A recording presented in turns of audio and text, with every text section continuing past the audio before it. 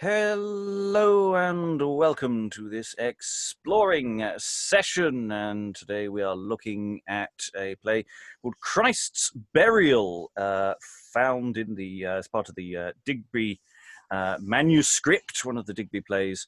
It is a play dated to potentially somewhere around 1520.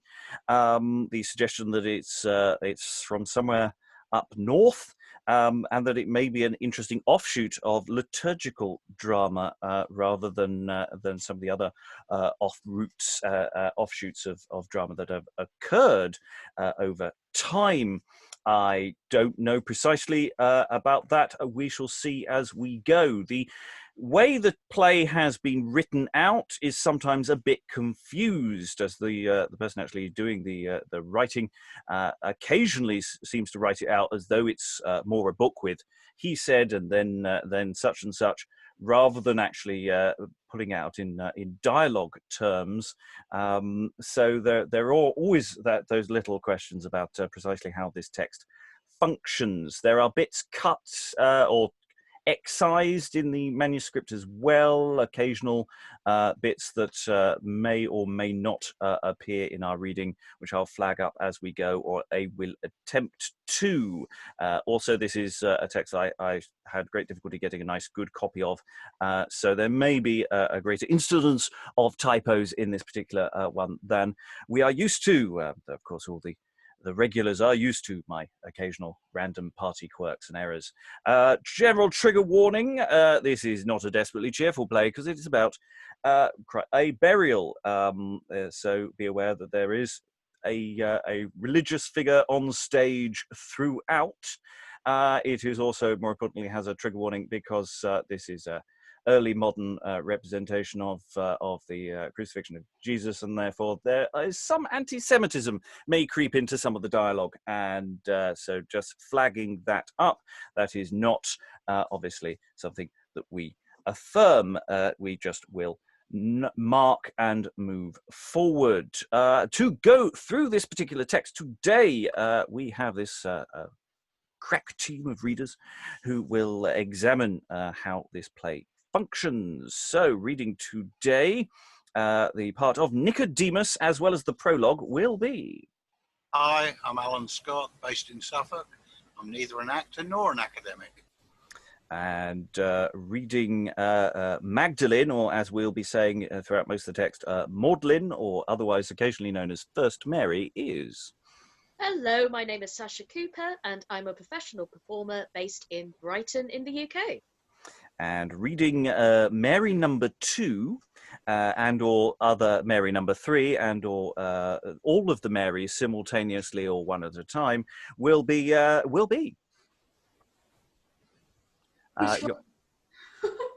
is me. Yes. Okay, off to a great start. I'm George Andrews, a professional actor based in London. Yes, we've been getting a little confused as to which Mary is which because there are quite a few Marys. Mary number 3, and also reading the Virgin Mary is. Hi, I'm Sarah. I'm an actor, writer and director based in Germany. Taking on the part today of John the Evangelist is. Muted at moment. Liza Graham, actor, singer and Shakespearean text coach to actors in London. And finally, reading the part of Joseph is. I am Steve Longstaffe, an unprofessional actor and scholar of early modern drama based in Lancaster in the UK. And I'm your host, Robert Crighton. I will be filling in where things go horribly wrong. So without further ado, let us dive into this text and see what comes out of it. So manuscript starts with helpful note of telling us that this is the prologue of this Trinity or meditation of the burial of Christ and mourning thereat. A soul that lists to sing of love, of Christ that come to us so low, read this treaty, it may him move, and may him teach lightly with awe, of the sorrow of Mary somewhat to know, upon Good Friday afternoon, also of the apostles' awe, and how Maudlyn's sorrows cease it not soon, and also how Joseph, Aramathia, and other persons holy, with Nicodemus worthily, how in their heart had woe. First let us mind how good Joseph on this wise wept Christ's death. Alas, that ever I lived thus long, this day to see so great wrong. So fell cruelty and pains strong were never seen ere this. Such envy, such rancour, such malice of cruel torments, such excess. Oh, Pilate, Pilate, in thy palace, he that never did amiss this day was damned. O innocent blood, most of virtue, most gracious and good, this day streamed out like a flood, and like a river great on Calvary Mount on length and breadth. Now Calvary, thy green colour is turned to red by a blessed lamb's blood which now is dead. Alas, for faint I sweet, remembering that so clean and innocent should die, which led his life the most perfectly and wrought such works run wondrously as Judea can record. What mortal creature that power might have to make a dead man rise out of his grave, lying therein 4 days tave, but God, the greatest Lord, a man to have his sight, born stark blind from Adam's creation, where shall we find? Or what prophets can ye call to mind, of whom may be verified so great a miracle above nature's right? To many other blind men I give thee sight, and wrought many wonders by godly might, as is well certified. From the hill I come, but now down, where I left the holy women in deadly swoon. O ye people of this city and of this town, heard ye not the exclamation and the great brunt which was on the hill? Crucify him, slow him and kill. Peace. Now, hearken, I pray you stand still. You think I hear lamentation. And we're just going to briefly pause there. It's a really strong opening from Joseph. I really like that. Obviously, I should have changed sweet to sweat, I suppose. That should have happened. Apologies there. It's interesting. The prologue seems to be more a literary prologue. It talks about reading. I wonder about that. I don't know whether that's an expectation, but we're about to hit an interesting bit in the text, which is a bit tricksy because some of it's contradictory. So we have here, as indicated by Joseph's dialogue, off the weeping of the three Marys. Then there's an additional bit of instruction about how it might be performed. This is a play to be played part on Good Friday afternoon and the other part upon Easter Day after the resurrection in the morrow. But at the beginning are certain lines which should not be said if it be played, and the rest is lost from there. So it comes with instructions for performance that I haven't got there. It also has some lines cut. Struck through is a man. Hearken how Maudlyn with the Marys three weeps and wrings their hands as they go. Now that could be that's additionally part of Joseph's line, or whether that there is an extra supernumerary who's standing there saying there's someone coming on there. There's lots of questions that I quite like about this. Any thoughts from the room? Yes, Liza. Just as a guess, I've noticed as I've scrolled a little bit ahead that there are some other stage directions that rhyme, and it's possible that the same person who spoke the prologue may be functioning as a sort of narrator, which I'm sure could be cut for some performances. I suppose depending on whether it was being done liturgically or not. Yeah. I mean, the bit that I haven't given you in your script, where I just read, suggests that there is some flex and give and take about how these things can be performed, depending on the context in which you're performing it. It mentions there is a part 2, by the way, so there is another play we'll do another time. So it comes as a set. Do we have the other play? Yes. Oh, yes. It might take me a while to finish it. 3 Marys 2 Fast and Furious. Jesus, this time it's personal. Any additional thoughts about that opening? Could I just say something about that speech? I was just like emoting, and then all of a sudden it goes, oh, I wonder what might happen later. And it's that kind of strange thing you come across with anything biblical in the early modern period, which is, what is to come is foreshadowed somewhere else. And it's kind of doing that on you. It sort of does this sort of, judo move on you. And you can't actually emote. I found myself looking at those going, I shouldn't be saying this like this, should I? Because he's not upset about this, is he? And then it just flips you back over again and back into the moment. So it's that sort of weird. Obviously, I guess, it's just because I haven't read it and decided to emote. But it's that strange thing about this sort of late medieval, early modern stuff, isn't it? That it can give you sort of full-on Stanislavski friendly stuff, but it reserves the right to pull the rug from under that if there's something more important that needs to happen. It reminds me of sort of that a bit of, and I mean this in the nicest possible way, so I'm going to preface it that way, but it reminds me a bit of what happens with McGonagall. And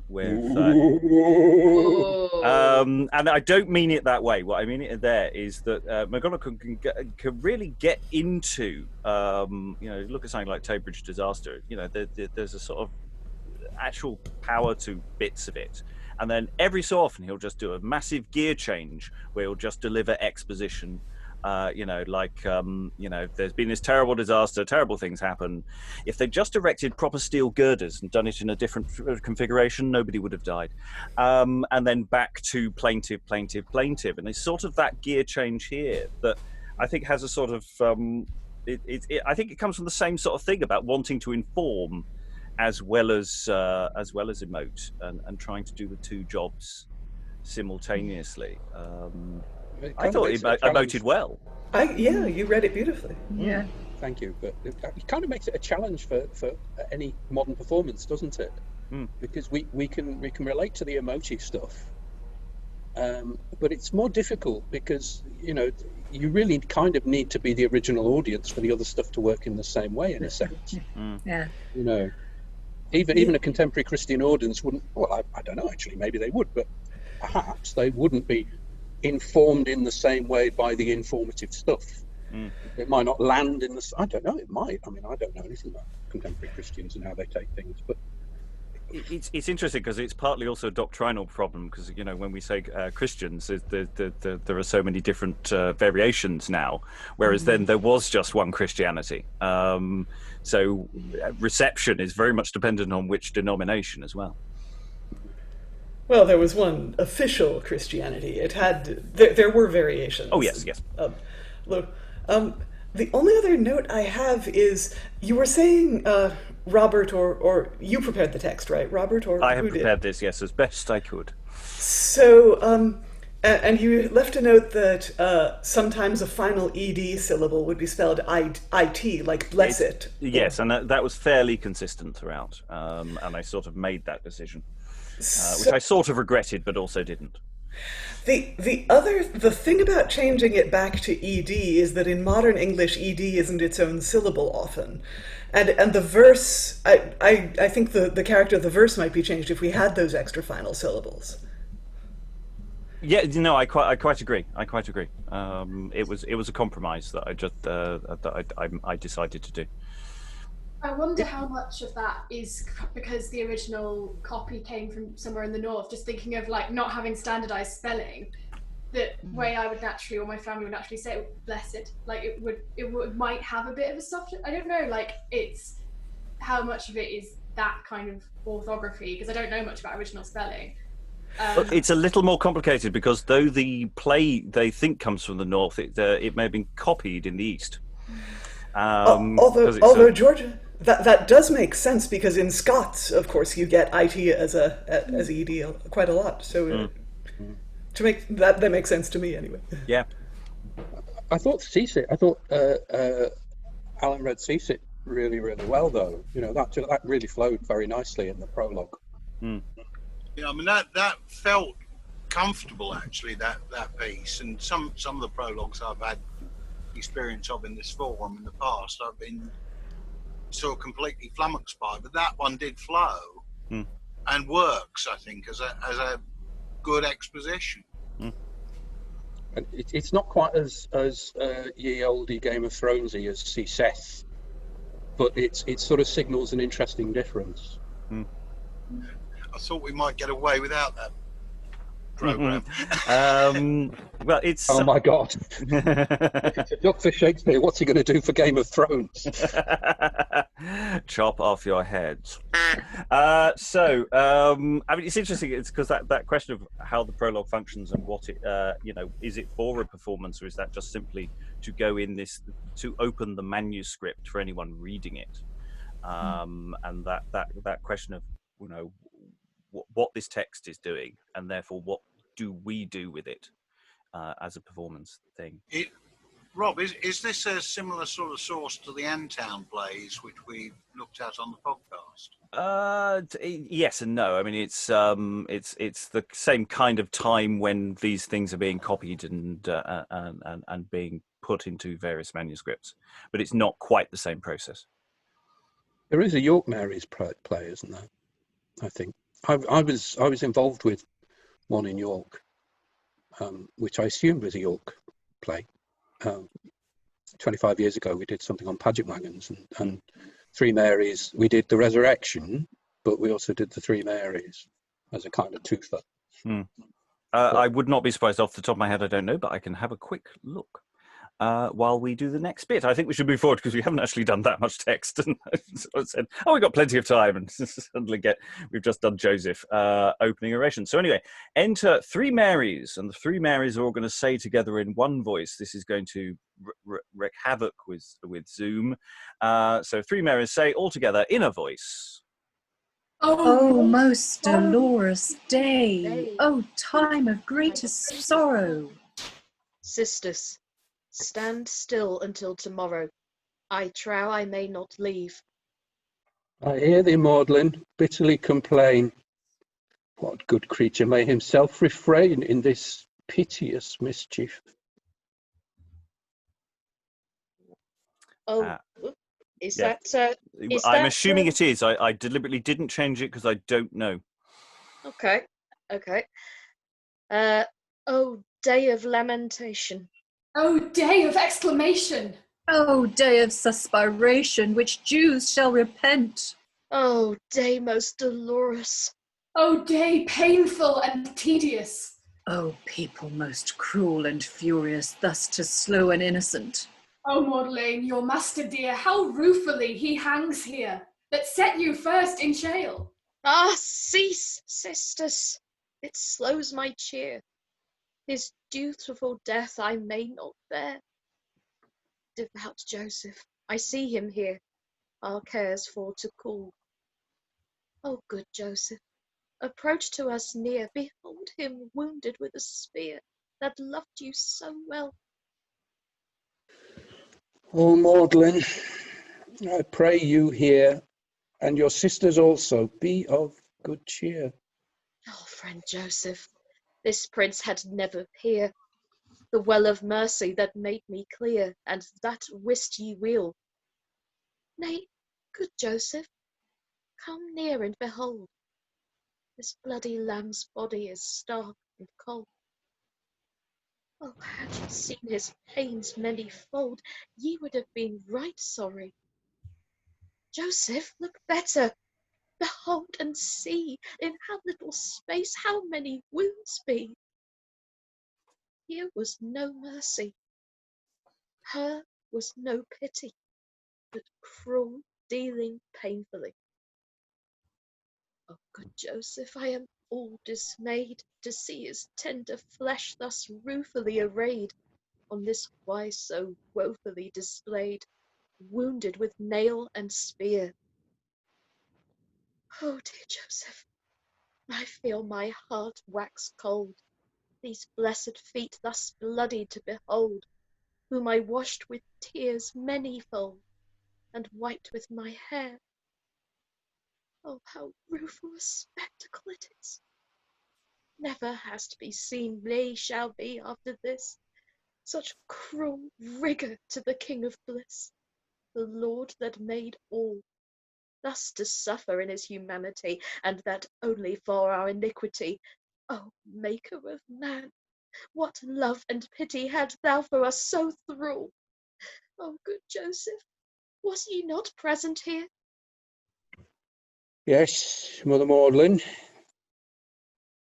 Changed me cheer. Wonder was so great I irked to come near, but I was not far hence. Oh, Joseph, if I told you every circumstance of the most merit and perseverance of him that never did offence, this high king that hangs before our face, displayed on cross in this piteous place, and tell you of his patience, friend Joseph, this day I am sure, scantly with force ye might it endure.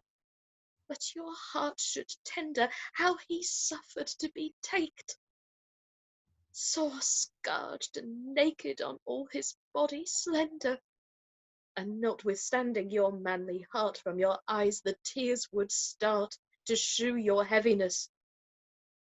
Come hither, Joseph, and stand near this rood. Lou, this lamb spared not to shed his blood with most painful distress. Here was more rancour shewed than equity, much more malice than any pity. I report me, behold and see yourself, his pain passes all others, as if he were the Prince of Peace. Therefore my sorrow has no release. Good Maudlyn, of your mourning cease. It ekes my dole, dear mother. Good friend Joseph, what creature may but sorrow to see this woeful day, the day of greatest pain? Woe and sorrow must needs sink more in our hearts than meat and drink, to see our Saviour slain. Alas, women, you make my heart to relent. Beholding his body torn thus and rent, inwardly I weep. Good Maudlyn, show unto me, where is Mary, his mother so free, who haves that maid to keep? Joseph, from this place is she gone. To have seen her, a heart of stone, for Ruth would have relent. Right many times among us here she swoons with most deadly cheer, as mother meekest kent. With furlong prayer scant we might cause her part from this piteous sight. She made many complaint. Ye never saw woman as wise dismayed. Zebedus and John has her conveyed. To speak of her I faint. Many men speaks of lamentation of mothers, and of their great desolation, which what they did endure when that their childer die and pass. But of his piteous tender mother, alas, I am very sure the woe and pain passes all other. Was there never so sorrowful a mother for inward thought and care and cure, where she heard him for his enemies pray, and promised the thief the blesses eye? And to herself no word would say, she sighed, ye be sure. The son hung, and the mother stood, and ever she kissed the drops of blood that so fast ran down. She extended her arms him to brace. She might not touch him, so high was the place, and then she fell in swoon.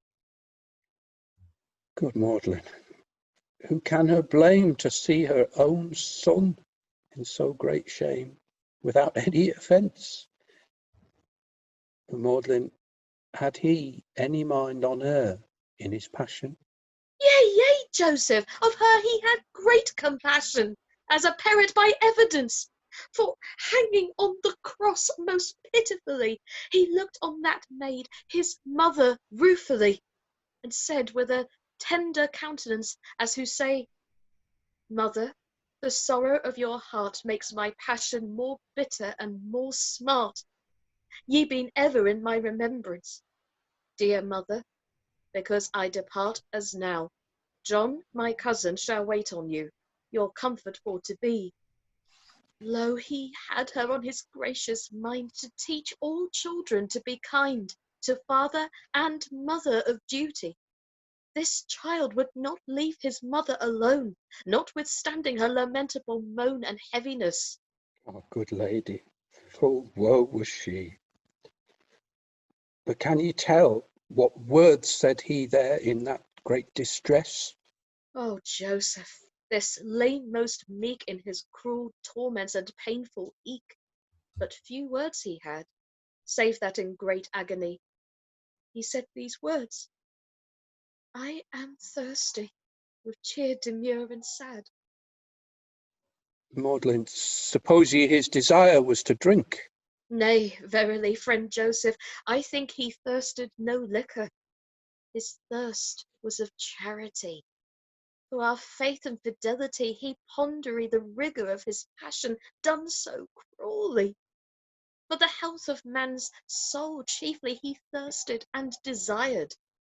And then, after torment long, and after pains fell and strong, meekest lamb expired. For wicked sinners this lamb is dead. Alas, my heart waxed heavy as lead, finding my wretchedness. Where was ever a more sinful creature than I myself? Nay, nay, I am sure was none of more offences. Oh, what displeasure is in my mind, remembering that I was so unkind to him that hangs here so piteously, my sins done outrageously. Mercy, Lord, I require, notwithstanding the great enormity of my foul sins, and of his humility, this lamb, this innocent, for my contrition, he forgave me, only of his free merciful pity. Needs must my heart relent. This is the sacrifice of remission, Christ. All sinners, having contrition, calleth to mercy and grace, saying these words, these sweet words. Return to me. Leave thy sin, and I shall be with thee, accept in every place.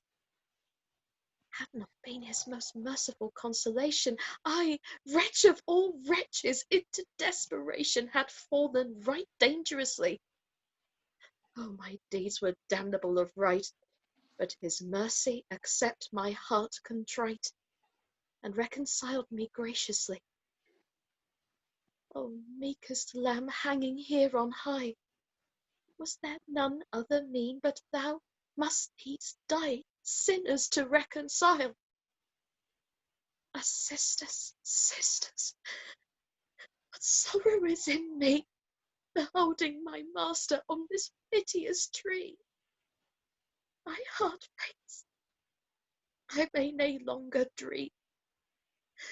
No, let me pause a while. And in Where fact, shall there I- we will. We'll let her pause a while. I think that's an important moment. And it leads into actually what comes next. There's a great deal of excess, but it works so well. And, you know, it keeps on going. And, you know, remembering here, if, you know, the physicality of this, you know, this is in theory, the body's right there all the way through. So, you know, if when we come to the we're talking about emotion and how to channel things and whether we should or whether the text is doing that, there's so much potential here. It's I one of the other more continuous adjustments in terms of occasional vowel shifting. I did deliberately change hinge to hang as it read, because I thought It might work perfectly well with rehearsal, but I didn't want to leave us open to it sounding a bit weird. Hing. Yeah. It would. Was that a past tense? Hing. It depends on it's always an I rather than an A. It's throughout. Right. We've got a lot of A's as well, random A's, and whether that's a or what that vowel sound is, and how that's performed is always interesting. What does one do with the sort of exclamatory noises intimated? And Joseph sidestepped the interesting textual question of when Joseph suddenly goes Brechtian. I was about to ask you about that. Yes. Do you want me not to do that in future? I think it's the only instance actually that is still very apparent. I left it in there as a trap. Right. So for the listeners at home, Joseph has, "O Maudlyn, said Joseph, I pray you hear," in the text. And again, it's that question of, is that the compositor writing it out, feeling the need to put that in? Is that something very interesting in the performance tradition? I don't know. That's in there. Is it to do with speech headings then? Because it was some of the other manuscripts from the period, the speech headings get put in later, don't they? Of course, yeah. I'm looking at the one page of manuscript I can see in front of it. It might be. It's slightly tricky to tell. Okay. The speech headings tend to be sort of in this one to the right of the text. But no, it's such a powerful thing, isn't it? Well read. Well read. Yeah. I have a question. Yeah, go for it. Going back to the fact that Maudlyn says, and then you said as well, the fact that he's hanging, Christ is hanging there.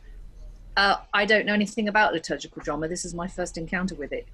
Would they have actually had a person playing him? Would he have been hanging there? Would it have been done symbolically? Would it have just been a cross, or what would they have done? Again, there's a lot of question marks in that I want to look into. But it's there. If that's the way we're thinking about it. It's indoors. It's probably in a church. You might literally have a cross with him, as part of the church architecture. Yeah, right. Okay. Front of the rood screen. Yeah. But then they take him down off it, don't they? Which implies that you're either using an actor or a dummy, a doll of some kind. Or they're not fully acting it out. Possibly. Yeah. There is a slight. There might be a distinction between what they're saying and what they're physically doing. But I don't know. I genuinely don't know. And to some degree, it's what we want to do with it as we go forward. It's that question: how far are we willing to go? Getting Christ down from a cross is easy. It's getting him up there that's the really hard bit. Speaking on a straightforward staging practicality thing, this is the easy bit. Well, the York nailmakers have a whole play for it, don't they? I mean, it's like to me. Yeah, really, I mean, all of the crucifixion plays are all about logistics. They are. It's really funny. Yeah, and the one thing about staging a crucifixion is you really get a great deal of respect for Roman soldiery, because it's hard work. It's ridiculously difficult, pragmatically, to do. I'm speaking liturgically. I mean, I'm trying to cast my mind back to my kind of Catholic education. That would work, actually, having miming taking Jesus down, but the cross still being there, because of the way that you're supposed to kind of meditate on a particular image. I think sort of 14-year-old me would have had no problem with that sort of strange sort of split screen thing. It would work for us now, but I don't know if it would have worked for them then. They were used to seeing images of saints and of Jesus. I wonder if it were a town where other liturgical dramas were performed, perhaps there was someone in the town who routinely played Jesus. Well, it's difficult because the other liturgical dramas I know are very, very early things. and they're all in Latin. And they don't really go in for literal staging. You know, they may do some approaching, saying some dialogue, singing some dialogue, moving away again. But this is so much later, and I genuinely don't know. And you know, I question whether that's the correct thought about what this is anyway. I genuinely don't know. Did you say that you had a day that you thought it was performed on, Rob? Oh yes, no. This manuscript explicitly gives you options. So this particular play is on part on Good Friday afternoon, and the other part, the resurrection, is upon Easter Day, in the morrow. I'll do a bit of a check if I get some time out. But I'm sure I remember as a child that there was a point in the Easter cycle where this humongous, huge cross gets brought in, and you all have to go and kind of kiss the feet and stuff. So I wonder if I'll have a look. I'll do some Googling. 3 o'clock in the afternoon is what comes back to my memory. Right. Of sort of the start of the holy hour, effectively. And I really wasn't hate brought it. in the Catholic, relatively high. Anyway, let's move forward with the text. Let's see what dramatic possibilities come out of it. I already have many thoughts about what I might want to do with this, but well, I'll leave those to the end. I wouldn't want to infect you with thoughts. So, Maudlyn, you have 3 lines to go, plus some stage directions, which I will read before we go forward. Now, let me pause a while. Oh, where shall any comfort come to me, and to his mother, that maid so free? Would God, here I might die! And a crossed out stage direction, as Maudlyn thus sore did weep, the other 2 Marys took good keep and said right soberly. Good Maudlyn. Good Maudlyn, measure your distilling tears. Oh, sisters, who may hold their cheers? These are the sweet feet I wiped with hairs and kissed so devoutly. And now to see them thrilighted with a nail, how should my sorrowful heart but fail and mourn continually? Come hither, Joseph. Behold and look.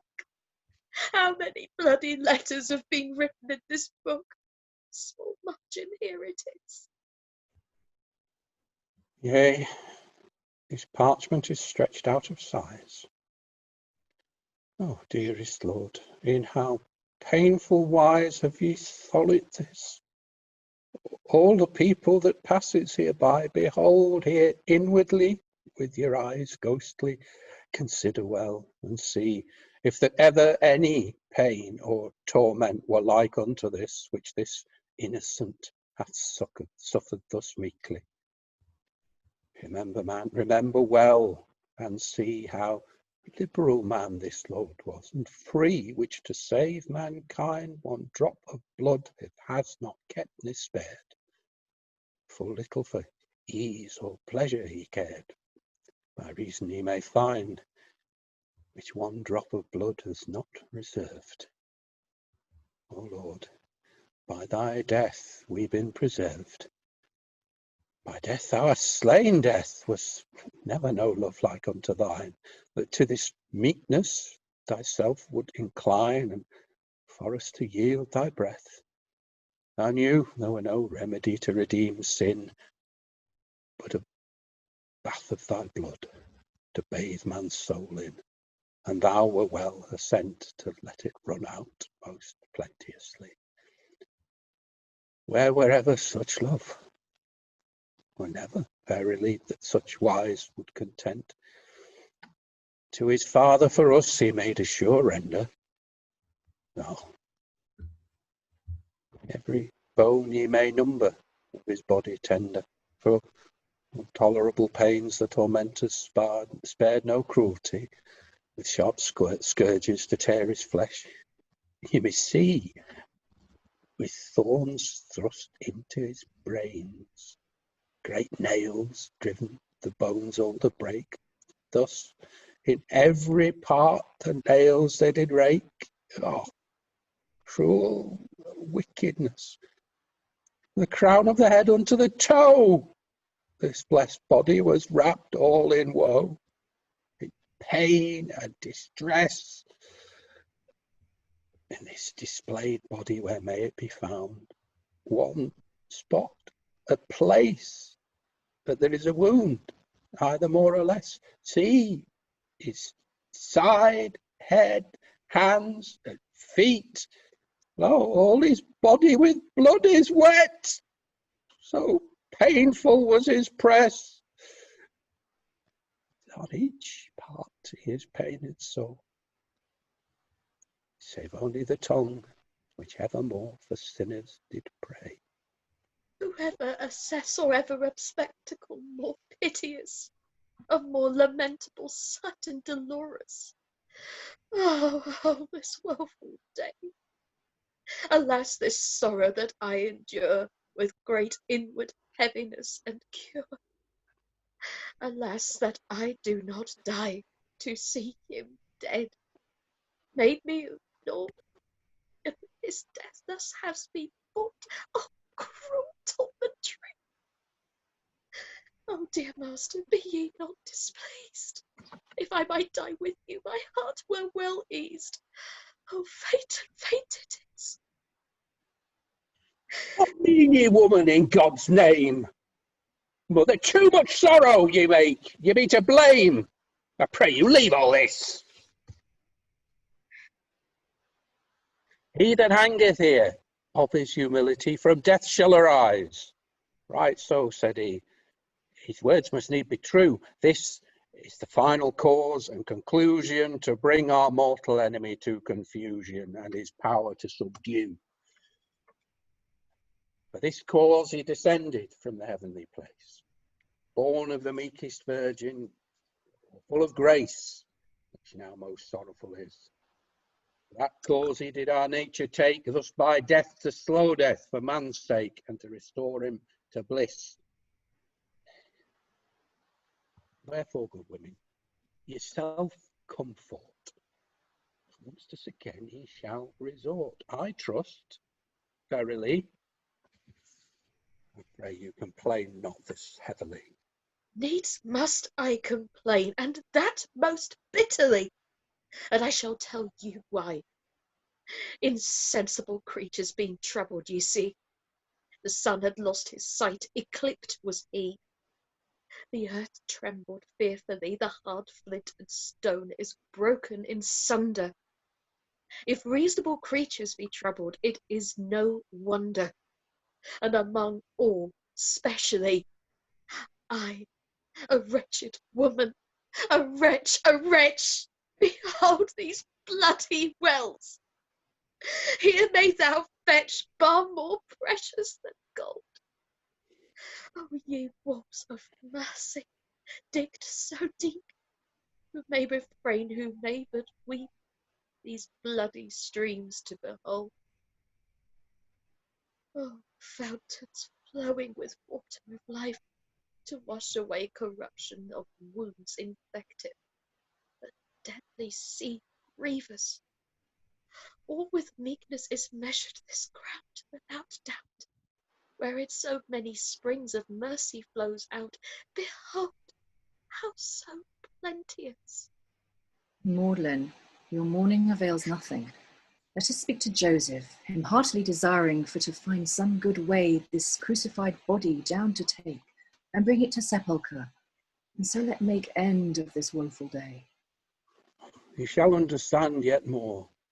I have been with the judge, Pilate, instantly for this same request, to bury this most holy body, and he granted me full tenderly to do as me thought best. Spoken with Nicodemus also. He tarries so long, I marvel. I see him now, come up with the hill. Cease of your weeping, I pray you, be still. I trust all shall be well. Nicodemus, come near. I have longed for your thought. And we'll just pause as Nicodemus enters.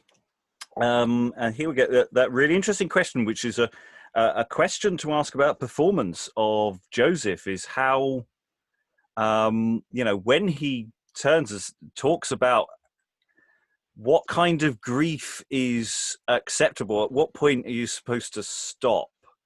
And how aggressive should Joseph be at that point? And also, as we're going to go through the text going ahead, I don't want to talk about what we haven't done yet. That question is really, what is the tone of that? Because it creates a whole series of possibilities about this and what is being said. It's really interesting. Thoughts on the room? I mean, again, beautifully done. It's one of the reasons for being able to. It's good that we can stop and start, because it doesn't relent this. It just does not stop. It really is, and where we're talking about emotion earlier. I mean, it seems to be that's the whole function of this. Is actually for an emotional response in quite a visceral way, I think. Disagree with me if you wish. Maybe not necessarily in the performer, but certainly perhaps in the audience. Well, it's visceral, and sorry, you guys, I'm talking a lot, but it's visceral. But there are also segments where we go intensely metaphorical, in a way that was common with philosophy and poetry at the time, like.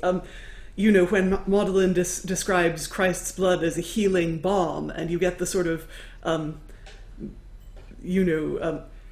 bits that to a modern ear sound a bit like torture porn, but that's what you're supposed to do. You're supposed to bathe in the blood of Christ to be redeemed. To a medieval mind, it was both metaphorical and kind of literal. There was an actual body here that was bleeding. One metaphor that really pinged out at me that I wanted to flag up was the book metaphor, where yes, I think it's Joseph that says, how many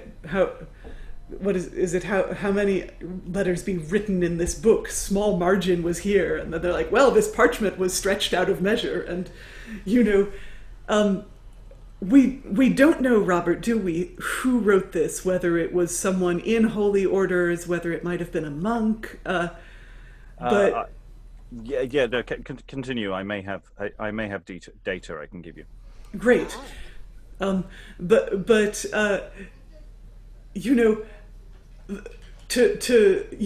to my modern eyes, that metaphor was a bit of a record scratch moment. It's like, yes, the margins are very small, as in there aren't very many places unwounded, and the parchment was stretched like his body is the parchment, but then parchment is also literally skin. So, and if you stretch it too much, then rents open up in it. Like that, people would have known that, or people who did a lot of writing would have known that. So it's part in the manuscript. It's also part and parcel with a chronicle written by a Carthusian house. So it's probably southern Yorkshire, and possibly leaping on Kingston on Hull as a general location. What specific house is, I think, a little more up for grabs, but there are suggestions available. It may be a question for Helen when she's in touch. Yeah. So if it was a monk, I mean, copying books was something monks certain monks routinely did. Or at least for another 13 years. Wait, I may be wrong. I see that Stephen is looking dubious, and I do see if you're, yeah. No, all I was going to say was this is, it sort of talks back to Rob's logistics point. There is a bit of the sort of, the old bloke in his overalls going, oh yeah, that parchment's wrecked, you're right. Yeah, shouldn't do that with parchment. Oh no, you won't fettle that again.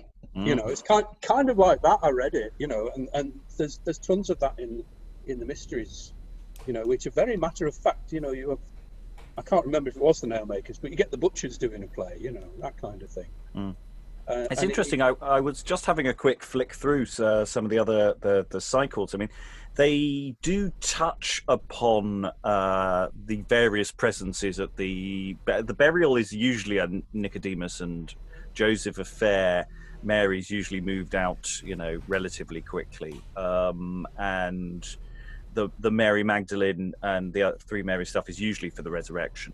So this seems slightly unusual in the way it's formed. It's certainly this sequence that we've got here, but that's just having a quick flick through. To come back to the earlier, sorry. Alan. Yeah, just a quick thought. I mean, the Magdalen role is one hell of a role to do, and I just wonder how the heck they would have staged it with presumably boy actors. Well, it could have just been any of the if it's liturgical, it could be any one of the congregation or of the house, or they might not have learnt it. It could be book read, hence making the references to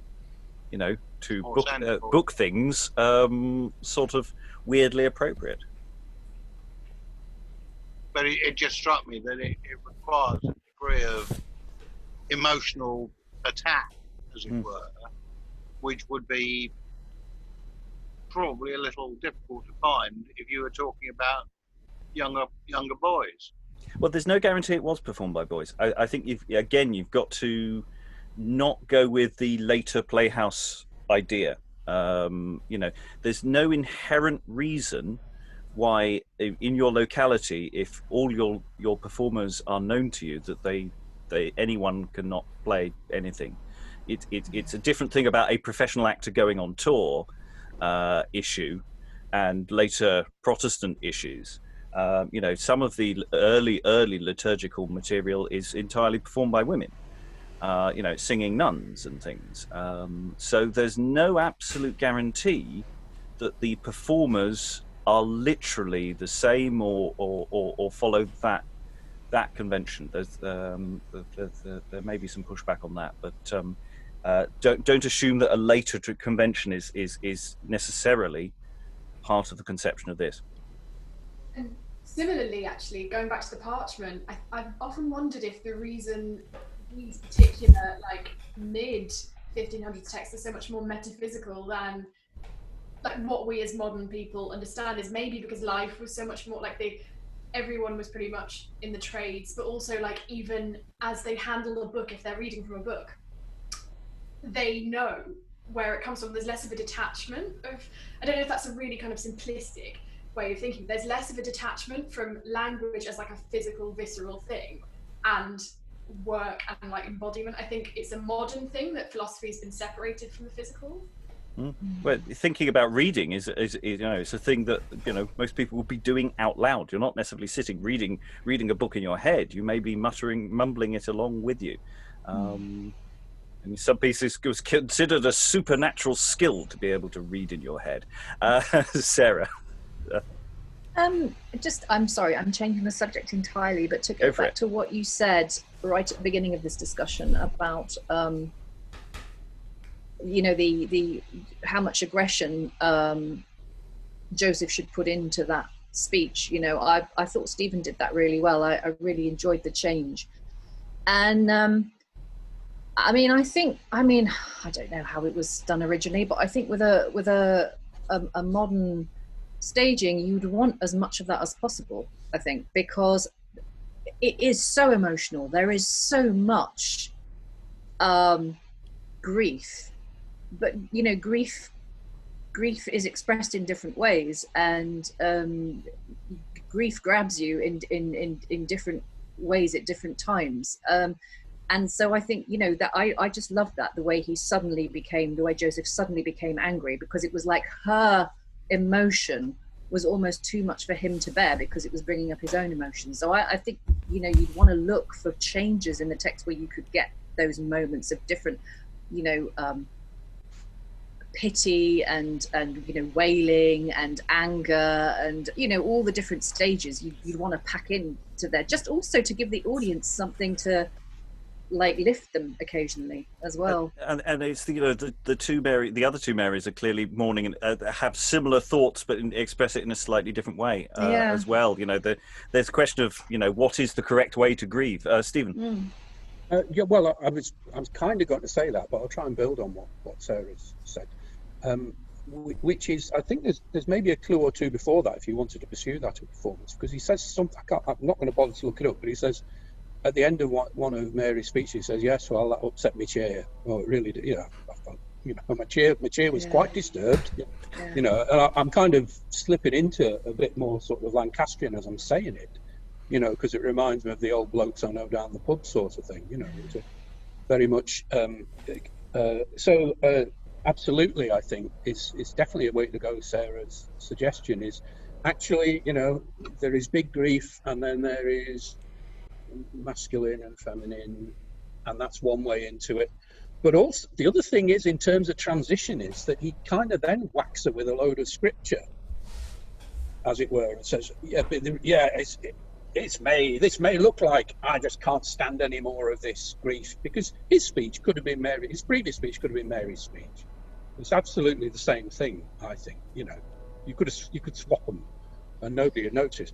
But he then it shifts gear again into, but remember he's going to rise again, isn't he? And that's the reason I'm sort of trying to put a halt to this, is that, we have to move on another 3 days sort of thing. So there's the difficult sort of transition from doing it just being narked is to how to go from that into because I'm not, because of scripture, because this, it's that kind of double consciousness again, he's kind of which is inherent in kind of Christian responses to this terrible thing. It's a divine comedy, as it were, and it's also but I'm going to make you feel it's the most horrible thing that's ever happened as well.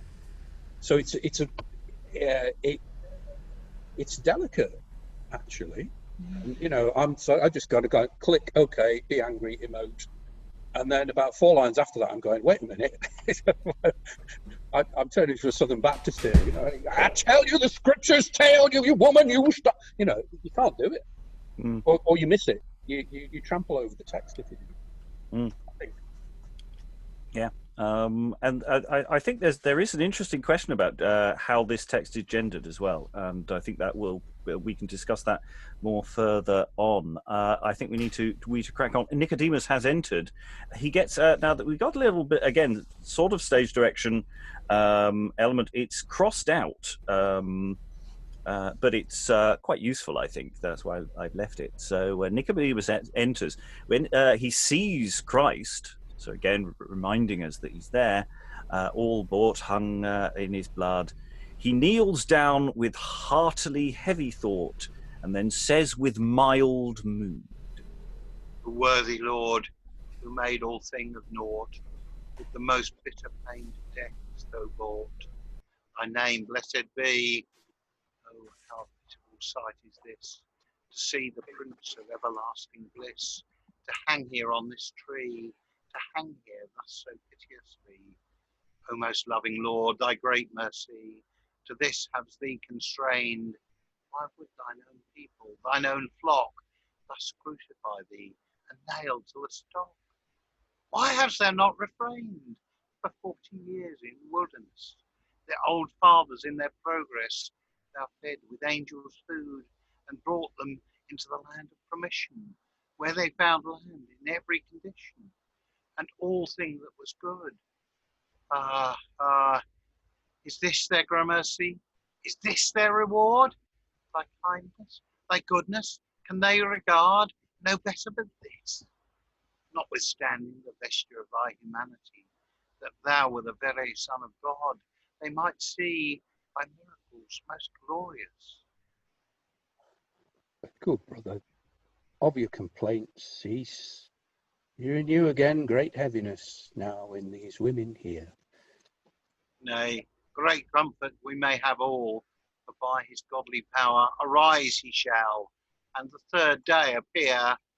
Once he gave me leave with him to reason, and he showed of his death, and of this treason, and of this cruelty, and how for mankind he come to die, and thus he should arise so gloriously by his mighty majesty, and with our flesh in heaven till ascend, many sweet words it pleased him to spend, thus speaking unto me, that no man to heaven might climb, but if it were by grace of him, which come down to make us free, Nemo incendit in Salem, nisi quis descendiat Vicelio.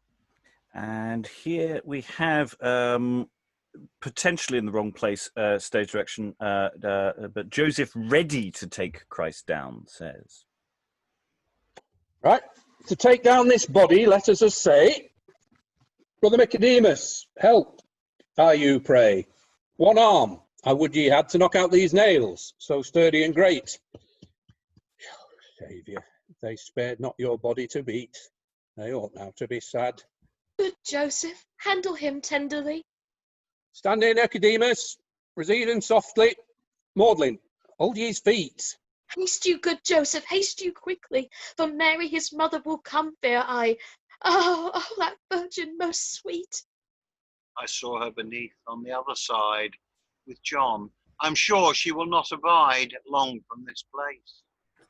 I'm just going to briefly pause there, even though we haven't gone that much further forward. The question of how Nicodemus approaches, I mean, you got that cross through stage direction of sort of with mild mood.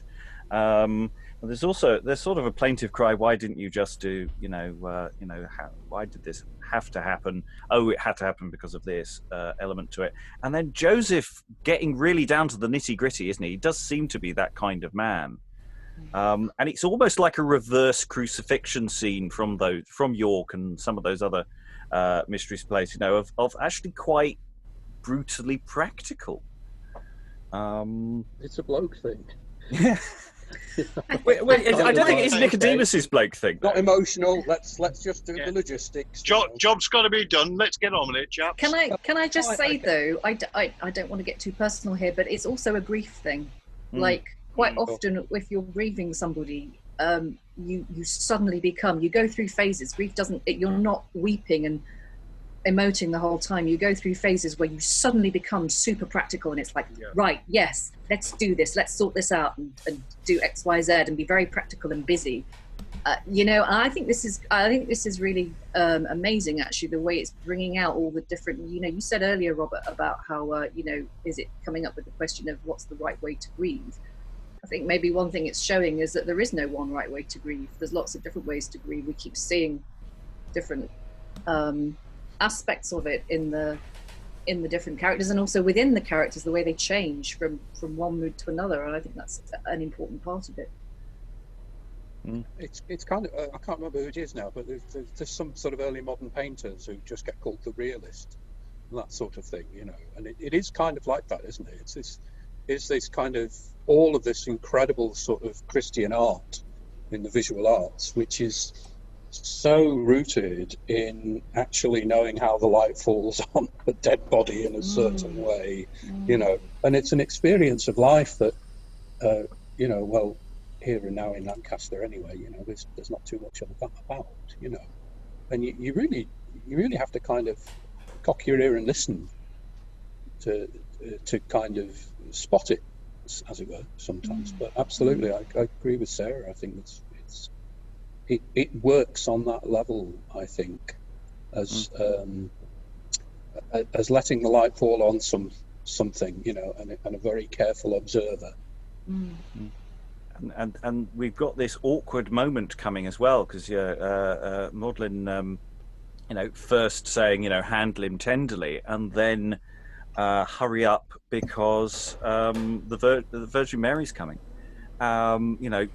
Because they're halfway through the job, and she's coming at exactly the wrong time for them. And we now have another variation, perhaps, coming up next. So, enter Mary, Virgin and Mother, come then saying, "Oh, my dear son Jesus! Oh, my dear son Jesus!" Good Mary, sweet cousin, mourn ye not thus. Ye see how stands the case. Alas, she comes. Oh, what remedy! Good Joseph, comfort her steadfastly, that virgin so full of womb. And Mary says, and after speaking, will fall in a swoon or similar. We shall see. Stand still, friends! Haste ye not so! Have ye no fear of me? Let me help to take my dear son down! Oh, lo, I was sure she would fall into a swoon. Her on every side is pity. Oh, Maudlyn, revive her again. Oh, this woman's heart is plunged with pain. Her sorrow she cannot cease. Ah, dear lady, wherefore and why fare ye on this wise? Will ye here die? Leave off this heaviness. Ye promised me ye would not do thus. Speak, lady, speak for the love of Jesus, your sweet son, my master here. Oh, Maudlyn, your master so dear. Most meek mother, be now, oh good Hush, good dear. Wipe away that runs out so fast. From your remembrance, raise out at the last of his passion the cruelty. Take comfort, Mary. This wailing helps nothing. Your dear son we will to his sepulchre bring, whilst is all our duty. God reward you of your tenderness. I shall assist you with all humbleness. But yet, ere he depart, suffer me my mind for to break. Howbeit full scantly may I speak for faint and feeble heart. Oh, cousin John, what shall I say? Whosoever so doleful a day, so sorrowful a time as this woeful mother's sorrow, who can it express to see her own child slain with cruelness? Mine own sweet son, your wounds I would kiss. Oh, Gabriel, of great joy did ye tell in your first salutation. Ye said the Holy Ghost should come in me, and I should conceive a child in virginity for mankind's salutation.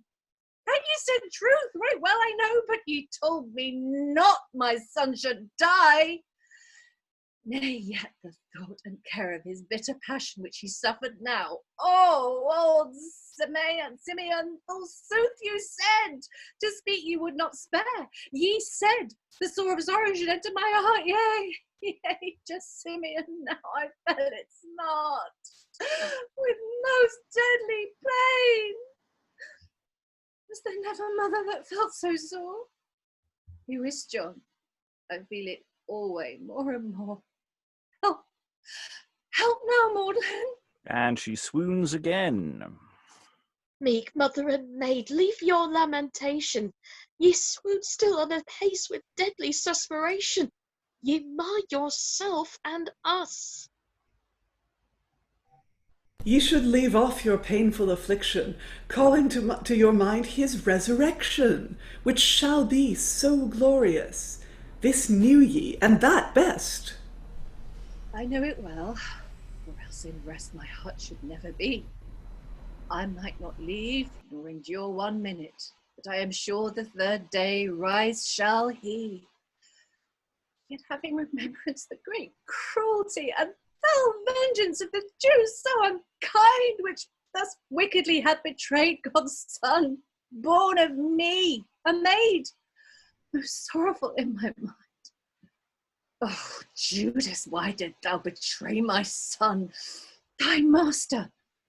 What can thou say thyself for till excuse of his tender mercy, full charity? Chose he not thee on his 12 to be? He would not thee refuse. Called not he thee to his supper and last refection? Couldst thou not put on thy poison and infection, save thus only unto thy master to be so unkind? Was his tender goodness out of thy mind so unnaturally? Gave he not to thee his body in memorial, and also in remembrance perpetual at his supper there? He that was so comely and fair to behold? How durst thou, cruel heart, to be so bold to cause him die thus here? By thy treason my son here is slain, my sweetest son. How should I refrain this bloody body to behold? Dear Mary, get ye hence. We shall bury him with all reverence, lie him in the mould. Hence, John, now I desire. Come on, sweet lady, you require. I shall give you attendance. One of you women, bear her company. I shall wait on her. Go we hence, Mary. Put all this from your remembrance. What mean you, friends? What is your mind? Towards me be not so unkind. His mother am not I. Would you have the mother depart him fro, to leave him the... I will not so, but bide and sit him by. Therefore, good Joseph, be content. Mary, for a good consent, we would not have you here. Do you renew more sorrow in me? Nay, good lady, that were pity. Then let me abide him near. John, why speak ye not for my comfort? My dear son bade me to you resort, and alway on you call. You know well, here is my treasure, whom I love best, whom all my pleasure is, and ever shall be shall. Here is my liking, and all my love. Why would ye then me hence remove? I pray you heartily cease. Depart I may not, but by force constrained. Remembering departing, alas, my heart is pained more than I may express. Now, dear sweet cousin, I pray you, mine own dear love, which on Thursday, of his grace special, of his loving mind and tenderness, and of very inward kindness, at supper amongst you all, he admitted you friendly for to rest and sleep on his holy godly breast, for a special prerogative, because of your virginity and cleanness. Dear cousin, increase not mine heaviness, if ye desire my life. But good friends, here entreat not ye, but be content and suffer me once yet for to hold here in this place and in my arms, for to embrace this body which now is cold. This bloody body wounded so sore of my sweet son. John, I ask no more. Lady, if ye will have moderation of your most sorrowful lamentation, do as ye list in this case. John, I shall do as you think good. Gentle Joseph, let me sit under your rood and hold my son a space. Let us suffer the mother to complain, her son's death in very certain, till ease her and content. Yea, so shall our sorrowful heart always to suffer smart. We can but repent. And we're just going to pause there, which for anyone who's read ahead, you'll know why. We've gone from anger into bargaining there in elements. I don't want to necessarily do this in psychological parlance, but there was a little bit of that in that of again, it's how everyone's reacting to Mary as well, and reacting to her grief as well as a different thing, and how they're John's obviously entered with her. There's no stage direction indicating that, but he's obviously come on with her, and everybody's sort of negotiating what happens next. It's a lot still, and there's still a lot more to come. Thoughts? Well, it's that thing, isn't it? She's the she's the nightmare at the funeral, because her grief is just so extravagant and so huge, and it's like everyone else in the room is like, oh my God, she's basically saying everything, she's expressing everything that I'm feeling, and I don't want to give way to it, and just shut her up, it's too much. At this stage, she's the Mater Dolorosa. Grief and sorrow is what she, that's her lot right now. And yeah, I guess the challenge performing it is to find the degrees, the changes, the shades of grey. Because there is some comedy to this. It's a dark comedy of of their reactions to her entrance and how they try to navigate that. And yeah, I mean, we should also point out it's the Son of God. So I think and it is her son. She does have a fair amount of license here. I think so. I see Georgia first, I think. Yeah, going back to the comedy, I did think it's kind of perhaps almost just there, like it's not funny, obviously, but like there to sort of cast into more relief the depth of their grief, in that they're busy grieving or trying not to kind of, especially in Joseph's case, they're trying not to let out how much it really might impact, or is letting it out in the anger stage, and then they hear that his mother's coming. They're like, oh God, someone hold the feet, because suddenly they have to be in that practical stage, because otherwise, they'll make it even worse. I don't know.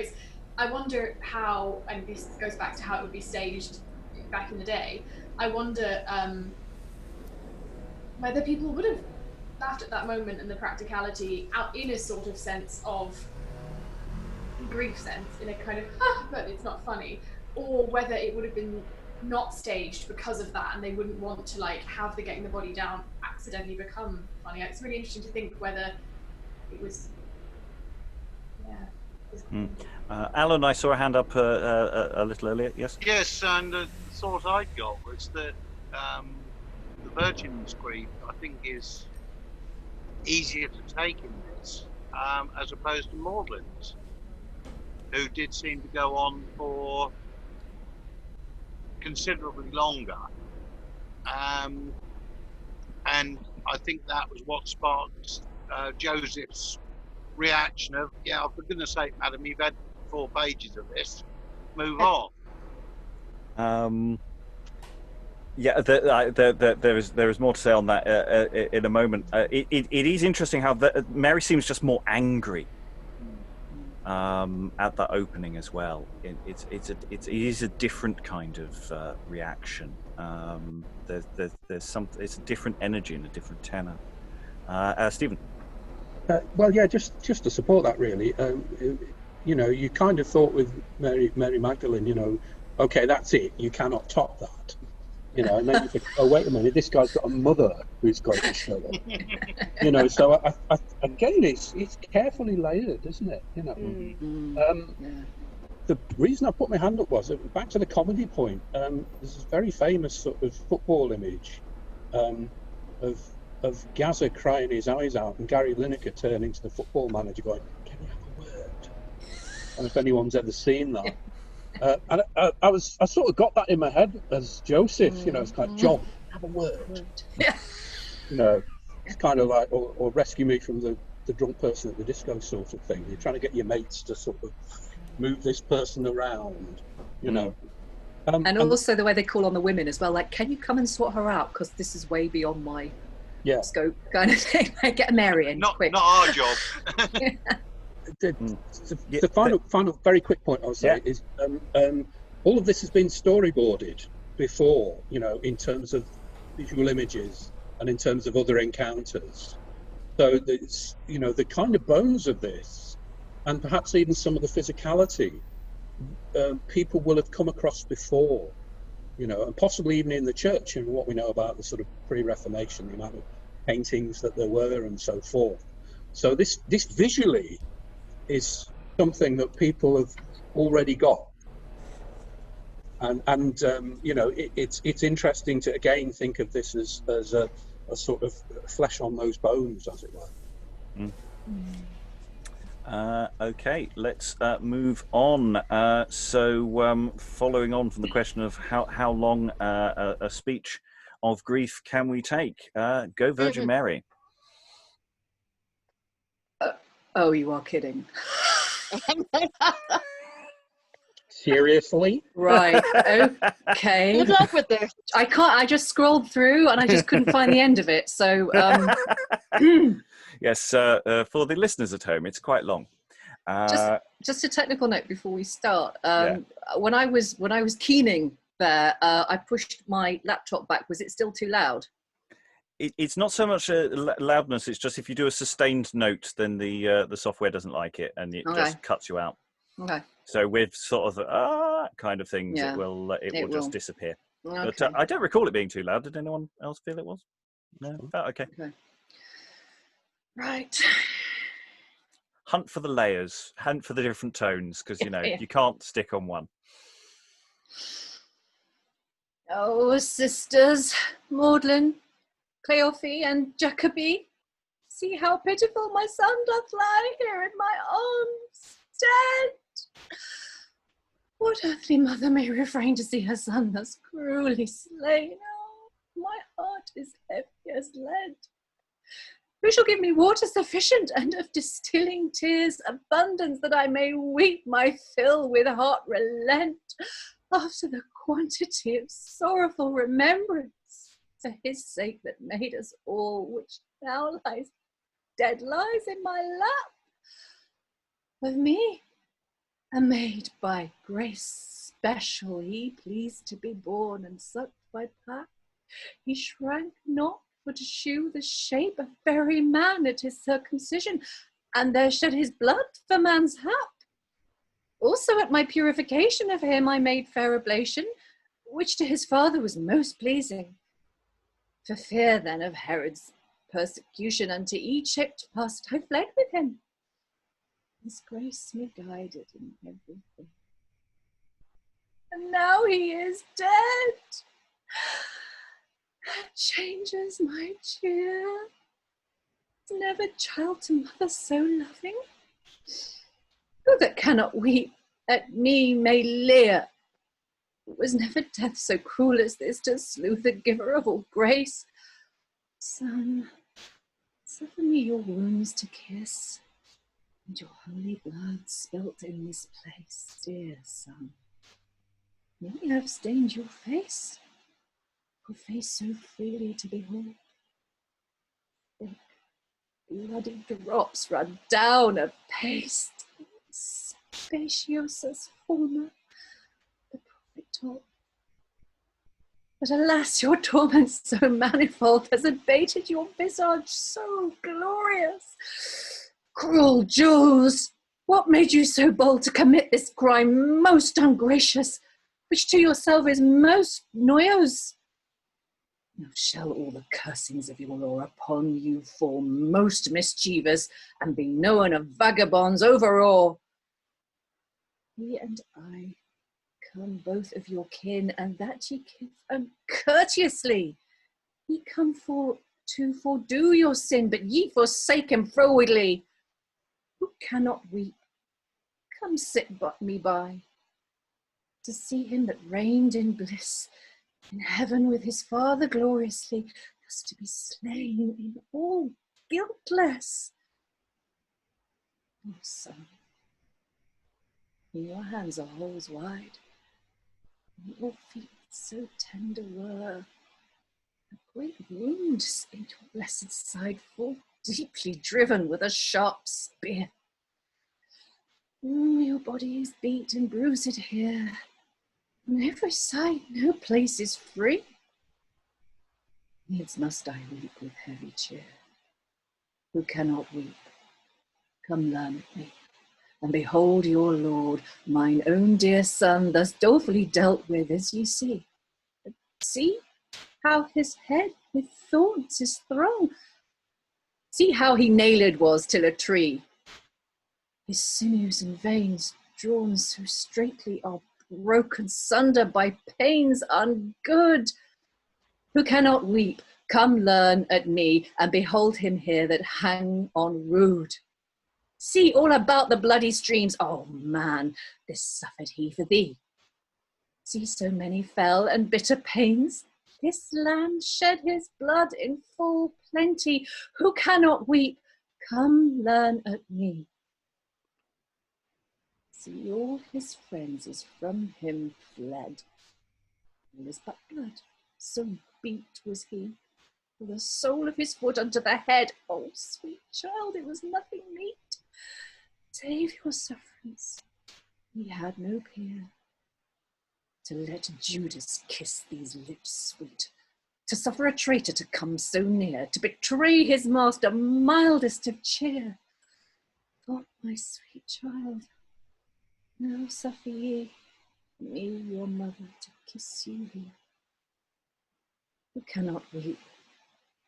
Come learn at me to kiss, and sweetly you embrace, embrace, and in my arms hold, to hold, and look upon your blessed face. Your face most gracious to behold so comely. Ever I would still with you be, still with you to lie in mould. Who cannot weep, come learn at me. My will is to die, I would not live. Live, how should I? So then dead are ye. My life for ye. Naught can me grieve, so that I may in your presence be. Me, your woeful mother, here may ye see. You see my deadly sorrow and pain. You cannot weep. Come learn of me. To see so meek a lamb here slain, slain of men that no mercy had. Had they no mercy, I report me. See, to see this bloody body, is not your heart sad? Sad and sorrowful, have ye no pity? Pity and compassion to see this cruelty? Cruelty, unkindness. Oh, man most unkind, ye cannot weep, come learn at me. Keeping this crucifix still in your mind, when you were born of me, made mild. I sang Lulay to bring you on sleep. Now is my song, alas, alas, my child. Now may I wail, wring my hand and weep. Who shall be my comfort? Who shall me keep? Save at your departing you signed to me John, your cousin, most virtuous and thief. Who cannot weep, come and learn at me. My dearest child, what fault have ye done? What was your trespass? I would know it fain. Wherefore your blessed blood is forced forth to run, have murdered any person or any man slain, that your own people thus to you does endine. Nay, nay, nay, ye never did offence. Never spot of sin in your clear conscience. And notwithstanding their fell indignation, only of goodwill and inward charity, also for love and man's salvation, ye have suffered all this of your humility, of your large mercy. Great was the quantity, great was the multitude of your merits all. Thus for man's sake to taste the bitter gall. Son, help your mother in this woeful smart. Comfort your woeful mother that never was unkind. In your conception ye rejoyed my heart. But now of deadly woe so great cause I find, that the joy of my Helsing is passed from my mind. But suffer me to hold you here on my lap, which sometime gave you milk of my pap. Oh, sweet, sweetest child, woe be unto me, O most woeful woman, your own mother, lo, who shall granted me with you for to do? The son is dead. What shall the mother do? Where shall she resort? Whither shall she go? Yet suffer me to hold you a while in my lap, which sometime gave you milk of my pap. Cruel death, no longer thou me spare. To me thou wert welcome and also acceptable. Oppress me down at once. Of thee I have no care.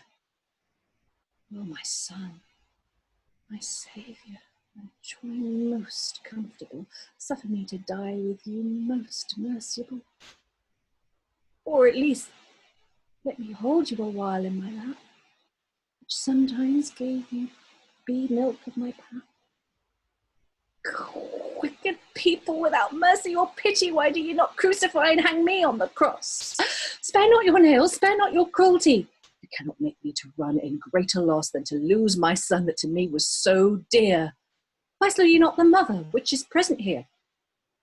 Dear son, if the Jews yet will not slew me. Your goodness, your grace, I beseech and pray, so call me to your mercy with your benignity. To your meek suitors ye never said yet nay. Then may ye not your mother in this cause delay? The mother with the child desires for to rest. Remember, mine own son, that ye sucked at my breast. Remember when your flesh was soft as tender silk. With the gross meats then you I would not feed, gave you the liquor of a maiden's milk. Till Egypt in mine arms softly did I you lead. But your smiling countenance I ask none other meed, than to be content that I with you may rest. Remember, my dear son, that ye sucked my breast. At your nativity, remember, my dear son, what vessel I broached to your noble grace. Was there never mother that broached such a one? And my virgin pap's milk ran out apace. To your godly power nature gave a place. We sucked a maiden's milk, and so did never none, nor hereafter shall save yourself alone. When you sucked my breast, your body was whole and sound. Alas, in every place now I see many wound. Now help me, sweet Maudlyn, for I fall to be ground, and woeful Mary, help now, good John. And she again swoons. Then, good sweet lady, leave your great moan. Oh, Maudlyn, I devise ye nothing to this blessed body for to give praising. Some dolorous ditty express now ye, in the due honour of this image of pity. To do your bidding, lady, I be right fain, but yet, good lady, your tears ye refrain.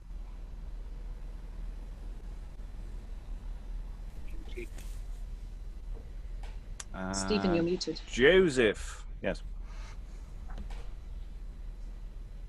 Now, Mary, deliver that blessed body to us. Will ye take from me mine own son Jesus? Good lady, suffer us to bring him to his grave. Sweet friend, suffer me more respite to have. Have compassion of me, friends, let thou pray. So hastily from me, take him not away. If to his sepulchre needs ye will him bear, bury me, his mother, with mine own son here. When he was living, to leave I desired. Now suddenly he is dead, all my joy is expired. Therefore lay the mother in grave with the child. Mary, mother and maiden most mild, order yourself as reason doth require. Come on, let's bury this body that is here. Oh, now mine heart is in a mortal dread. Alas, shall I not keep him, neither quick ne dead? Is there no remedy? Yet, Joseph, again the cloth ye unfold, that his gracious visage I may once behold. I pray you entirely. Peace, good Mary. You've had all your will. Alas, this departing my tender heart doth kill. Good cousin John, speak a word for me. Be content, sweet Mary, for it may not be. Oh, toward me be very cruel, yet let me bid once mine own son farewell, yet may it not deny. No, farewell, only joy of all my heart and mind. Farewell, the dearest redemption of mankind, suffered most bitterly. Come on, good Mary, come. Some of you women bear her company. We shall give her attendance faithfully with humble reverence. And they exit. Now, his grave, let us lie him down. And then resort we again to the town to hear what men will say. Maudlyn, you must hence depart. Yea, and that with a sorrowful heart, mourning night and day. Farewell, sweet lamb. Farewell, most innocent. Wretched Maudlyn, with most hearty intent, commends her to your grace. Farewell, dear master. Farewell, dearest lord. With your great mercy ye shall the world record, hereafter in ilk place. Some precious balms I will go buy, till anoint and honour this blessed body, as it is my duty is. Fair Joseph and good Nicodemus, I commend you to the keeping of Jesus. He will quite thou all this. Well, Maudlyn, to yourself comfort take. Of this blessed burial, let us an end make. And possibly at this point the actual burial occurs. Here now is he graved, and here lies he, which for love of man, of his charity, suffered bitter passion. Great comfort it is unto us all that the third day arise he shall, in the most glorious fashion. Time draweth fast, and approaches near. Shortly I trust some good tiding to hear. Devout Nicodemus, depart we as now. Gladly, friend Joseph, I will go with you. And thus here ends the most holy burial of the body of Jesus Christ, or Christ Jesus. And thus ends indeed the play. Well done, Sarah. Hey! Well done, dear. I have got to start reading ahead before I do these things. Yeah, when people say, oh, actors, they're only interested, getting big parts and big speeches. But, when you actually hand an actor a speech like that, you're just the blood washes from there. Oh God, yeah. Well, especially when you're sight reading it, because you just don't know where it's going to go next, and it's like, oh no. Is this why directors are prescribed full cricket gear?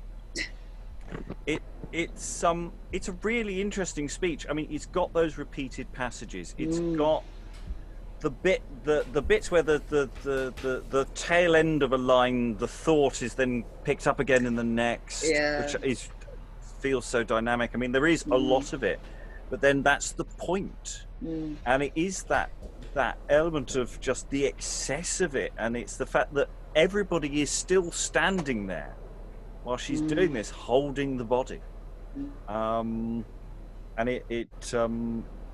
it's fascinating. Thoughts from the room. Now we've reached the end. Liza's first in.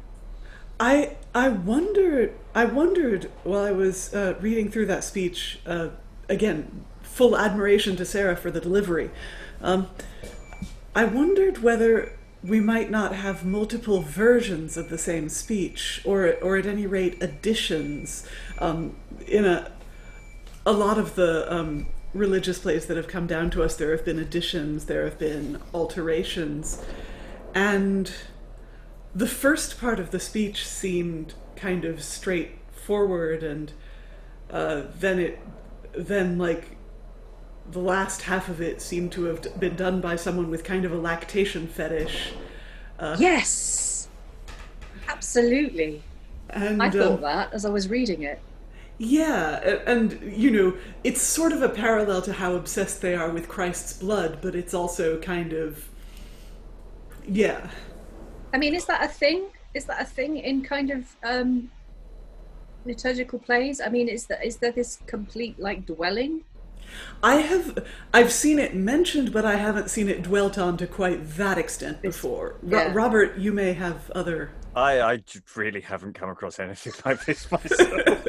To this, in the visual arts, there is something though, which is to really, really draw that visual parallel. I think sort of Jesus is sort of sitting up like that, sort of flopped, face up, and Mary is kind of holding him.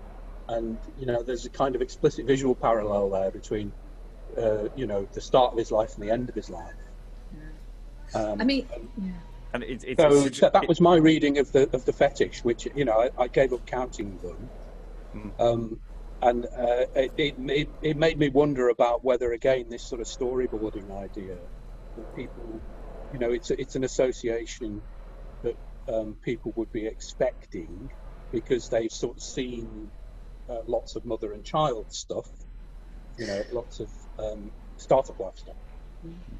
And just going back to Liza's point, I mean, it's interesting. The repetition seems built in. I mean, that's that was the thing when I first read it. I was thinking the same, but actually the excess and never-endingness to it seems deliberate. Though we can always take that on board. Alan, I've seen lots of hands all over the place. Alan first. Yeah, I mean, the piece it reminded me of was very much more modern. The Beckett's Not I, with that sort of looping structure. And I just wonder whether it was an influence on him, coming out of an Irish tradition, Catholic tradition, where we've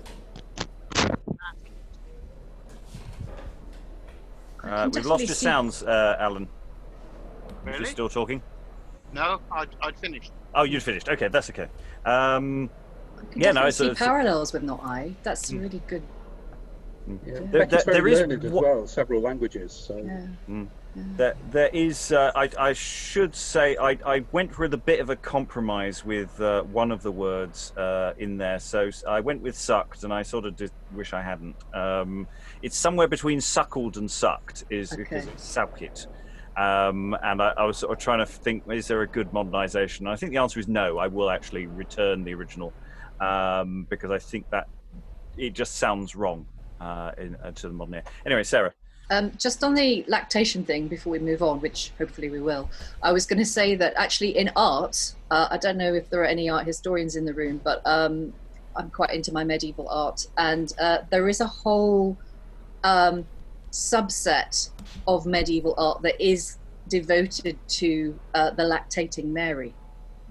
And then like Stephen was saying, the parallels within the Pieta, the weeping Mary at the end of his life and her at the beginning. But there is this whole subsection of medieval art which is quite surprising, some of it, when you see it, because you do think, well, was this actually a kind of niche section of art history? The artists were commissioned to create these paintings for particular patrons who just basically wanted an excuse, because they had a bit of a breast fetish or whatever. But it is actually, in art at least, it is definitely a thing that exists, and it's a whole official subsection of medieval. It's interesting. Sorry, go ahead, Liza. It's true, and one of the things that a lot of Catholic clergy were always having to crack down on was worship of Mary, in her own right. And so, the whole thing with bodily fluids redeeming people, a lot of what was applied to Christ's blood was also applied to that aspect of her. And it's the thing is, she's got possession of the body throughout the whole thing. I mean, going back to Stephen's, the whole clutching the body image, which survives into other drama. I mean, we've got it in Tragedy of Antony with Cleopatra clinging on to Antony for almost the entire Act 5. So it's an image that survives into secularization in a very different context. But it's the fact that Mary has the possession of the body, and they're all sort of saying, well, if you could just move away from the thing and we'll just start covering the body in its cloth, and then she runs back and opens it up again. There's a whole aspect of action here, and I have thoughts about how what to do with that as best practice. Stephen. Well, just very quickly to the point that you made, Rob, which was about repetition. I did some editing years and years ago, and you really can't tell whether somebody is repeating themselves because they're upset and incoherent in that sense, or whether you should be looking at multiple versions. I had this a couple of times with Jack Straw, I couldn't make my mind up in the end what was going on, so I left it. Yeah. What I got from the repetition was a heavy callback to medieval lyric poetry, and I wondered if some sections of that speech might not have been meant to be sung, especially since afterwards she's like, "Oh, Maudlyn, why do ye devise nothing?" Which might indicate either poetry, formal poetry, or possibly song. She asks for a ditty. True. Yeah, no, I like the idea of working this with some music and seeing where that goes. Very much. Georgia, you didn't get that much dialogue, I'm afraid. I didn't think this through. That's not mine. I do apologize. Did I deprive you of being John by just parachuting in? Well, technically, I was John. Okay. It was. Well, just, I feel much less bad about depriving you. I was quite clear, but I didn't. The thing is, I do these things randomly, and I don't always actually check how many words people are actually getting. So I apologise on that front. It wasn't deliberate. So your thoughts about the? We can move now into overall of the whole piece rather than just the end now. But wherever you'd like to leap in. Well, something I found interesting was like I know about the burial and resurrection and everything like that, but having absolutely no depth religious knowledge, any religion, it's actually very interesting. Not what I expected, as in terms of its presentation of very nuanced stages of grief, that actually felt very psychologically accessible as a modern and non-religious person, which really surprised me. And also the metaphysical aspect. I don't know if that is just common in liturgical plays. I just didn't know, or it does stand out from some other early modern work that I've read in it kind of very visceral.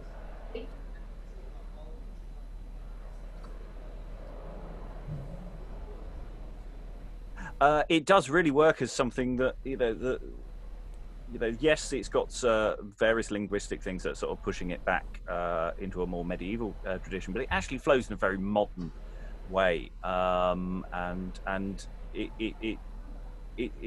I think it's beautifully done. Yes, it is excessive, but that's sort of the point, and I think it just about gets away with it. Again, the physical aspect, but there's another aspect which, in my mind, I'm thinking about this as, what does one do with a text like this? I really feel this would make a brilliant audio piece. Very rarely do I go, actually, these things always work as audio, or long speeches work as audio. But this, I actually hear it as the sound design of people moving the body, picking, the sound of fabric moving, and the soundscape around it, rather than worrying about the imagery of it, because the imagery actually is either going to be so horrific or so pathetic, that actually thinking about it as sound really appeals. And also the fact that you could, as a podcast rather than as broadcast radio, what we could do is really luxuriant in some of those pauses and actually just weeping and the thing of getting him down, laying him out, the sounds of that, and actually letting that be excessively long at times, and see how that goes. Georgia. No, sorry, I was just going to say that the imagery of it lends itself, because using the actors, both for the actors and the audience, there's so much imaginary force going on. You don't need it, but you can hear those sort of gentle sounds and like the somber pause to contain the action. But actually listening, none of it felt definitely in the long speech. They didn't increase the pace or anything. It felt like it was written for audio.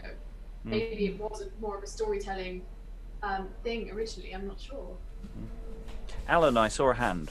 Yeah, I mean, I must admit, I think the audio idea does work, because most of the visuals are very, very well described in the text.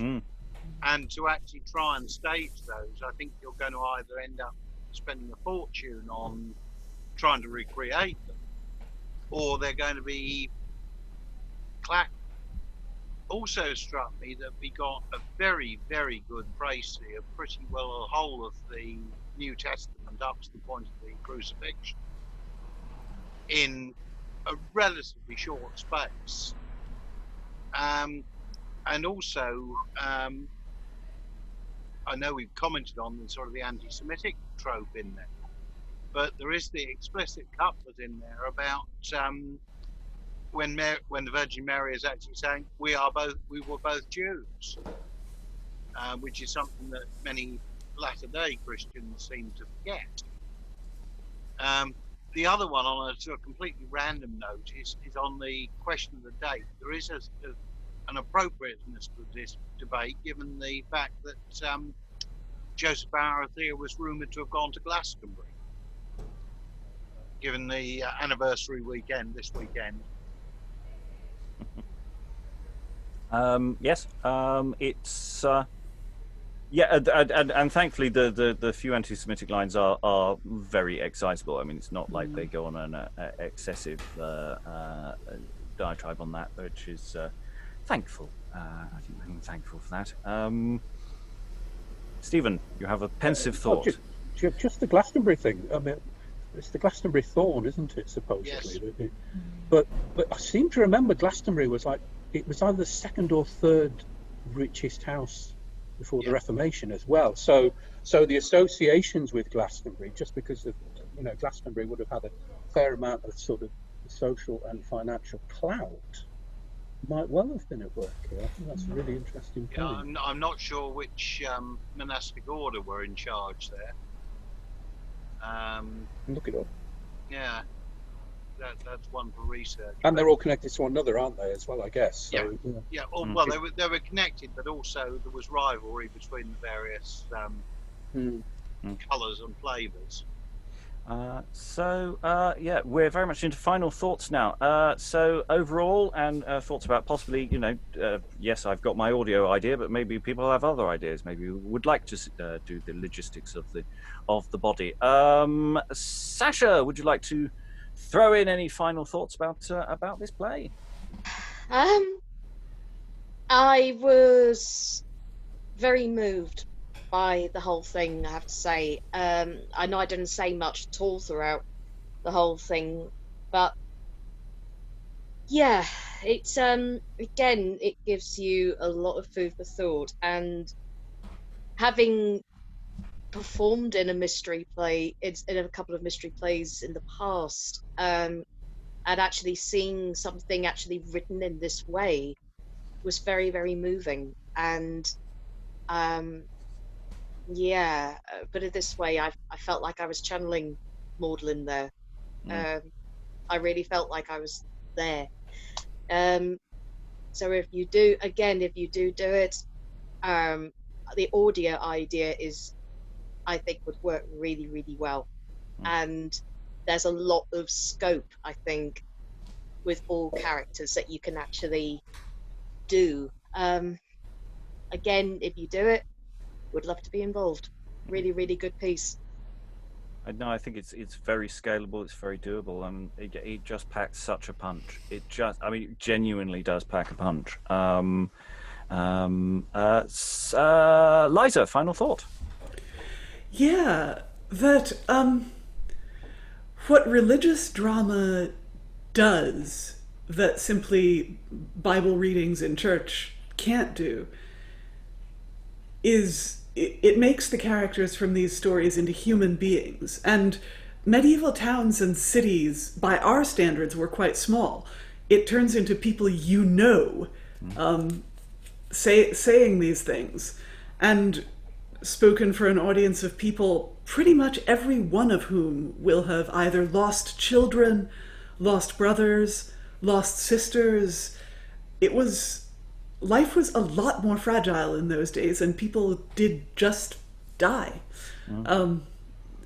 It sounds very simplistic to say that, but grief is so it takes these things that you were interested that you would normally hear a priest who may or may not have been a particularly good reader reading about every week.